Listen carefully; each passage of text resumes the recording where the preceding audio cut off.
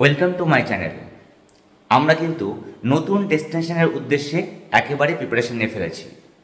আমাদের আজকের ডেস্টিনেশন কিন্তু ছত্তিশগড়ের জগদলপুর। মনসুন সিজনে জগদলপুর কিন্তু অসাধারণ সুন্দর, যা সৌন্দর্য রিভিল করার জন্য কিন্তু আমরা আজকে এই ট্রিপটা অর্গানাইজ করেছি। আর এই ট্রিপে আমার সাথে থাকছে আমার একজন সিনিয়র দাদা। পথে হয়তো তার সাথে দেখা হয়ে যাবে, পরিচয় হয়ে যাবে।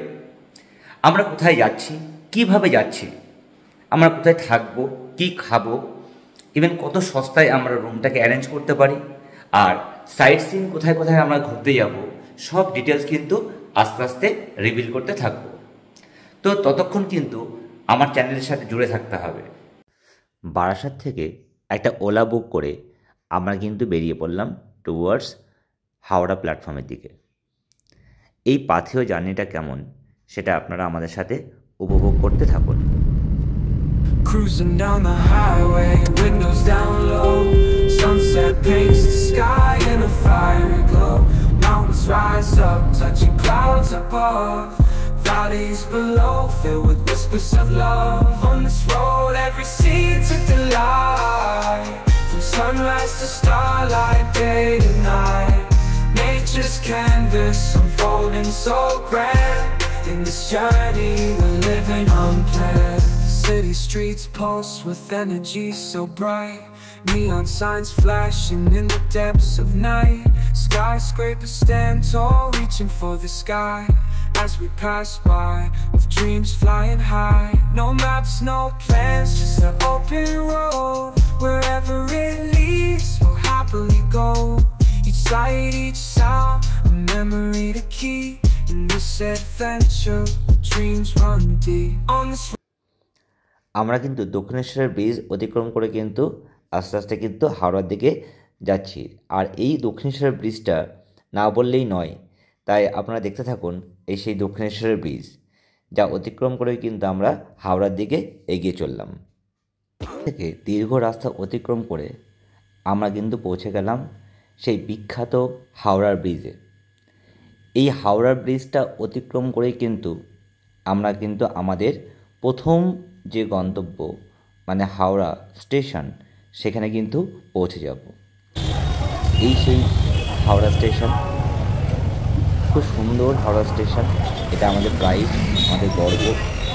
আমাদের ট্রেন কিন্তু ছাড়বে নিউ কমপ্লেক্স থেকে। কিছু রেস্ট্রিকশন থাকার জন্য আমি কিন্তু হাওড়া স্টেশনে কিন্তু কোনো ভিডিও করিনি।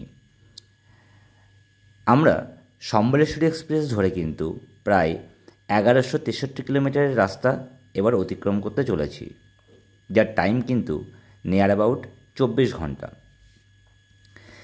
এই যে ট্রেন, এই ট্রেনের টোটাল কোচের সংখ্যা কিন্তু 14টা, আর মোট 33টা হল্ট নেবে।